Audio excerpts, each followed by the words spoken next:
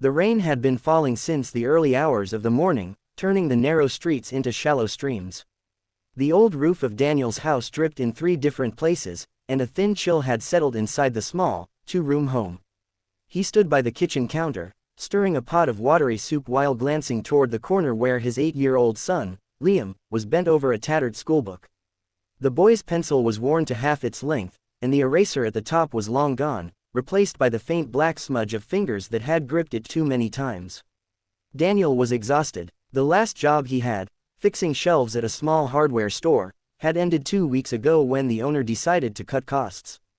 Since then, he had been taking whatever odd jobs he could find, fixing a neighbor's broken fence, carrying groceries for tips, cleaning out an old shed for a small payment. Every coin counted, but it was never enough to cover both rent and food. And yet, despite the heaviness of the situation, Daniel always forced a smile when Liam looked at him. "Dad," Liam said softly, "will I still be able to go on the school trip next month?" Daniel's stirring slowed. He knew the answer. The trip cost more than what he made in an entire week of small jobs, and there was barely enough left to buy food. But he didn't want to crush his son's excitement. "We'll see, buddy," he replied gently, "maybe something good will happen before then." The rain eased in the afternoon, and Daniel decided to go out in search of work again. He left Liam with a neighbor, pulling on his thin jacket before stepping into the cool, damp air. The streets were quiet except for the sound of water dripping from rooftops. As he walked along the edge of the road, scanning for signs in shop windows, he noticed a small figure up ahead, someone walking unsteadily, head turning in all directions. It was a girl, no older than 6 or 7, dressed in a pink coat that was soaked through. Her shoes splashed in the puddles, and her hair was plastered to her cheeks. She looked scared, her eyes darting left and right as if searching for something she couldn't find. Daniel's steps quickened. "Hey there," he said softly as he approached, not wanting to frighten her. "Are you okay?" The girl looked up at him with wide eyes. I can't find my mommy," she whispered, her voice trembling. "I was walking with her and then there were so many people, and I didn't see her anymore." Daniel crouched to her level. "It's all right, you're safe now. What's your name?" "Emily." "Okay, Emily," Daniel said, "we'll find your mom together. Do you know her phone number?" The girl shook her head. "No, but she said we were going to my grandma's house. I don't know where it is." Daniel glanced around. There weren't many people out in this weather, and no one seemed to be searching. He took out his phone, but its screen was cracked and the battery nearly dead. Still, he called the local police station to report a lost child. They promised to send someone, but it could take a while. He guided Emily toward a small cafe on the corner where it was warm inside. He bought her a hot chocolate with the last few coins in his pocket and sat with her, trying to keep her calm. She told him about her favorite stuffed animal, a white bear named Mr. Snow, and how her mom always sang her a lullaby at night. Daniel listened patiently, smiling whenever she smiled, though he could feel the ache in his own stomach from skipping lunch. An hour later, a frantic woman burst into the cafe. Her eyes immediately locked on Emily, and she rushed forward, pulling her into a tight embrace.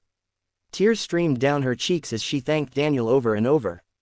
She explained that she had lost sight of her daughter. When her phone rang, and by the time she realized Emily wasn't beside her, the crowd had swallowed her up. Daniel waved it off. "Anyone would have helped," he said. "I'm just glad she's safe." He didn't give his full name or address, just smiled, tipped his head, and left before the mother could insist on giving him anything. That night, back at home, Daniel didn't mention what happened to Liam. They ate their simple dinner, and he tucked his son into bed with the same reassuring words as always. But as he lay down on his thin mattress, he felt a quiet warmth in his chest. Helping the girl had cost him his last bit of money for the day, but it had been worth it. 2 days later, just after sunset, Daniel was patching a loose window frame when he heard the low purr of an engine outside. He stepped to the doorway, puzzled. A sleek black luxury car was parked in front of his small home, its polished surface gleaming under the streetlight. The back door opened, and a well-dressed man stepped out, followed by a woman Daniel immediately recognized, Emily's mother. "Mr. Daniels?" the man asked politely, though Daniel was sure he hadn't given his name.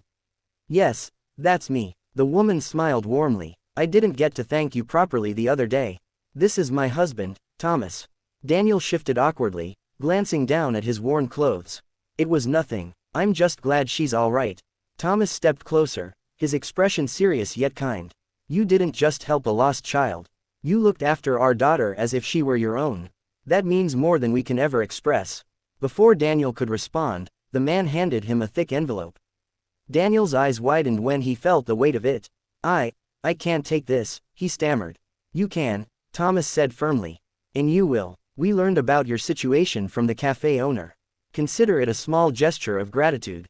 Inside, you'll also find something else. Daniel opened the envelope slowly. Inside were several stacks of bills, more money than he had seen in years, and a folded piece of paper. Unfolding it, he saw a printed job offer with Thomas's signature at the bottom. I own a construction company, Thomas explained. We could use someone with your skills. It's full-time, good pay, and benefits for your son. If you're willing, you can start on Monday. Daniel's voice caught. He looked from Thomas to Emily's mother, then to the car where Emily sat smiling and waving at him from the back seat. I don't know what to say, he murmured. Just say yes, Emily's mother said gently. And so he did. That night, after they drove away, Daniel sat at the table with Liam, telling him everything. Liam's eyes lit up at the news. Does this mean we can go on the school trip? He asked. Daniel smiled through the tears that had begun to form. It means a lot more than that, buddy. It means things are going to be okay. For the first time in a long time, Daniel felt the heavy weight on his shoulders ease. All because he had stopped to help a small girl in a pink coat on a rainy afternoon, and because kindness, in its own time, had found its way back to his door.